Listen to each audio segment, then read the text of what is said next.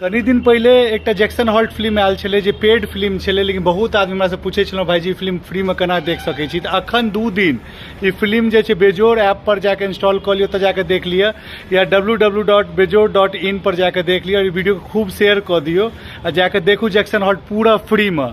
और एक और फिल्म छलै जकरा नेशनल अवार्ड भेटल छै मिथिला मखान, ओहो नितिन चंद्रा जी के छियनि, ओहो फिल्म आप फ्री में देख सकै छियै। और साथ ही एक लघु फिल्म विदा जे छै सेहो बनेलथि है, जो बहुत सारा मल्टीपल लैंग्वेज में छै, वो फिल्म देख सकै छी।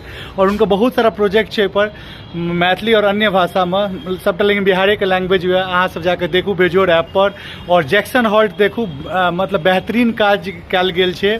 ऐसे 1.5 साल पहले पूरा धुआं उड़ा देल गेल छलै जैक्सन हॉल्ट जन रिलीज भेल छलै। हमहूँ हरेक स्टार कास्ट के इंटरव्यू लेने छी, चाहे वो नितिन चंद्रा जी जे फिल्म के निर्देशक छथि, या नीतू चंद्रा जी जे प्रोड्यूसर छथिन, बॉलीवुड एक्ट्रेस छथिन, वो गरम मसाला उनका देखने